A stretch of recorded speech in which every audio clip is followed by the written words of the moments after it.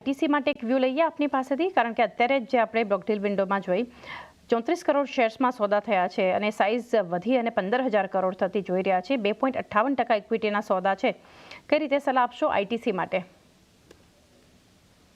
હમણાં આઈટીસી જે at this point of time જે આ જે ડેવલપમેન્ટ છે એને I think we should allow this to pass અને એક લોઅર લેવલ પર એક પ્રાઇસ પોઈન્ટ પર એક અટ્રેક્ટિવ એન્ટ્રી પોઈન્ટ બની શકે છે. તો we have to wait for the stock to consolidate and then enter at lower levels.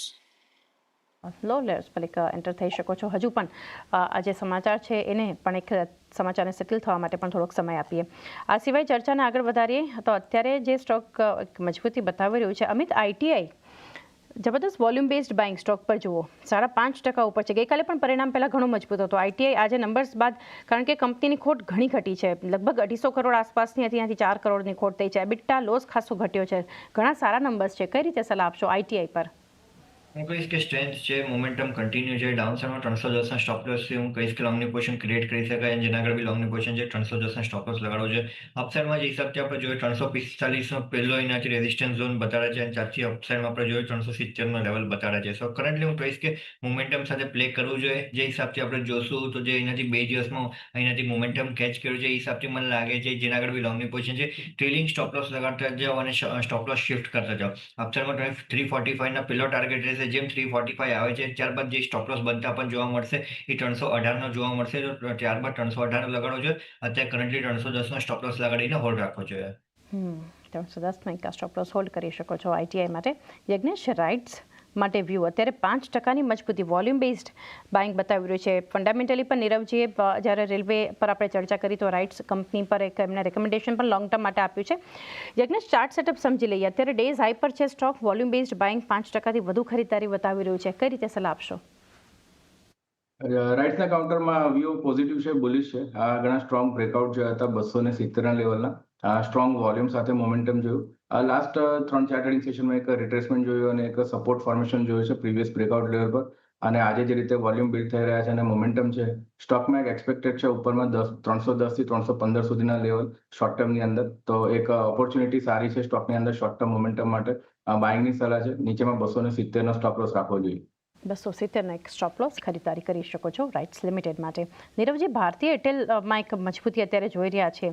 લગભગ 0.5% આસપાસ ખરીદારી છે અને જે શરૂઆત હતી ત્યાંથી લેવલ્સ થોડા સુધરી રહ્યા છે, પરંતુ ફંડામેન્ટલી આ કંપની કઈ રીતે જોઈ રહ્યા છો? ફંડામેન્ટલી બહુ જ સ્ટ્રોંગ કંપની છે. I think there is nothing to say about that. Demand is very strong. Cash flow generation બહુ જ સ્ટ્રોંગ છે. એમણે પ્રીપેમેન્ટ ઓફ ડ્યુઝ કર્યા છે, લાયબિલિટીઝ ઓછી કરી છે, બેલેન્સ શીટને સ્ટ્રોંગ કરી છે. ARPU is the best in class. તો I think at this point of time તો ડેફિનેટલી અમારું target for Bharti Airtel is 2100 plus. તો we are very positive on Bharti Airtel. 2000 ઉપરના એક લેવલ્સ લોંગ ટર્મ માટે વ્યૂ બુલિશ ભારતીય એરટેલ પર આપણે બનતું જોઈ રહ્યા છે. આ સિવાય ટાટા મોટર્સ, અમિત, ખરીદારી અત્યારે જુઓ 0.5% આસપાસની ડેઝ હાઈના લેવલ પર સ્ટોક ટ્રેડ થઈ રહ્યો છે 721 પર. કઈ રીતે સલાહ આપશો? ઓવરઓલ અત્યારે તો મોમેન્ટમમાં દેખાઈ નથી તો કાઉન્ટર પર સ્ટોકનું સેટઅપ બહુ જ પોઝિટિવ લાગી રહ્યું છે.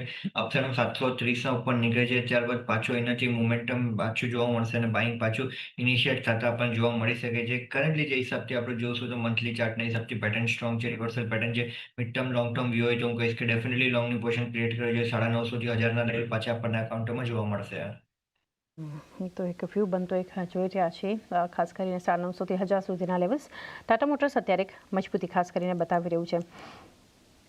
HDFC લાઈફ માટે યજ્ઞેશ વ્યૂ લઈએ. 0.5% આસપાસની એક મજબૂતી સ્ટોક અત્યારે બતાવી રહ્યું છે આપણને. 780 ડેઝ હાઈના લેવલ પર છે. તો આપ કઈ રીતે સલાહ આપશો HDFC લાઈફ? HDFC લાઈફમાં ઘણા સ્ટ્રોંગ બ્રેકઆઉટ જોવા મળ્યા છે 750-760ના લેવલ પર. આ એક સ્ટ્રોંગ મોમેન્ટમ જોવા મળ્યું છે અને મોમેન્ટમ ઇન્ડિકેટર પણ એક બુલિશ સિગ્નલ દર્શાવી રહ્યા છે. શોર્ટ ટર્મની અંદર અમારો વ્યૂ પોઝિટિવ છે. સ્ટોકની અંદર કોઈ ઘટાડો જોવા મળે છે નીચેમાં 770-760ની વચ્ચે તો સ્ટ્રોંગ ઓપોર્ચ્યુનિટી રહેલી છે બાઇંગ માટેની. 750ના એસએલથી બાઇંગની સલાહ છે. લક્ષ્યાંક ઉપરમાં 830 સુધીના એક આવતા જોવા મળી શકે છે. 830 સુધીના એક લેવલ્સ આપણને HDFC લાઈફનું કાઉન્ટર ખાસ કરીને બતાવી શકે છે.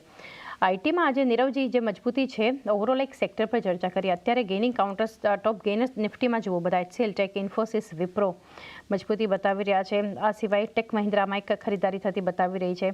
અન્ય સ્ટોક્સ પણ જોઈએ, ઇવન એફએનઓમાં પણ જે બધી આઈટી કંપનીઓમાં એક ખરીદારી થતી આપણને બતાવી રહી છે. બી સોફ્ટ, એમ્ફેસિસ જેવા સ્ટોક્સ, LTI, માઇન્ડટ્રી, પર્સિસ્ટન્ટમાં એક ખરીદારી છે. તો કઈ રીતે તમે જોઈ રહ્યા છો overall IT large cap mid cap કંપનીઓને એક ફંડામેન્ટલી?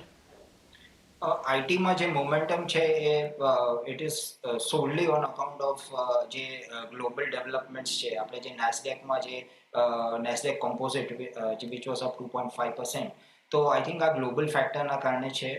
અને આનું direct impact definitely primarily frontline IT કંપનીઝમાં આવશે. અને આપણે જોયું કે જનરલી એક પોઝિટિવ મોમેન્ટમ હોય છે જ્યારે આઈટી સેક્ટરમાં, ત્યારે ઇન્ફોસિસ, ટેક મહિન્દ્રા અને HCL ટેકનોલોજીસમાં ટ્રેક્શન ફર્સ્ટ દેખાય છે. અને from valuation perspective, apart from these three, I think TCS is looking very attractive. અને બાકીના કાઉન્ટર જે રીતે આઈટી સેક્ટરમાં ડેવલપમેન્ટ થશે એમ રિએક્ટ કરશે. TCS આ લેવલથી એક અટ્રેક્ટિવ લોંગ ટર્મ માટેનો એક વ્યૂ બનતો જોઈ રહ્યા છે. સ્ટોક્સ અમુક જે ઘટી રહ્યા છે એમાંથી એક નેસ્લે ઇન્ડિયા પર અમિત વ્યૂ લઈએ. 0.5% આસપાસનો ઘટાડો ડેઝ લો પર આ સ્ટોક અત્યારે છે, નિફ્ટીના ટોપ લૂઝર્સમાં છે. નેસ્લેના ચાર્ટ સેટઅપ પર કઈ રીતે એક વ્યૂ આપશો? નેસ્લેમાં આપણે જોઈએ એનાથી તો અપસાઇડના લીધે થોડુંક લિક્વિડેશન આજના દિવસમાં થતા જોવા મળે છે, બટ ડાઉનસાઇડમાં હજી સપોર્ટનું બ્રેકડાઉન આવતા જોવા નથી મળ્યું. ડાઉનસાઇડમાં જે સપોર્ટ બનતા હતા કરન્ટલી જોવા મળે છે 2425 સપોર્ટ લેવલ બનતા જોવા મળે છે. એનું બ્રેકડાઉન આવે છે તો મને લાગે છે થોડુંક એવું સપ્લાય આપણને કાઉન્ટરમાં જોવા મળી શકે છે. સો 2425 સ્ટોપ લોસથી હોલ્ડ રાખી રાખો.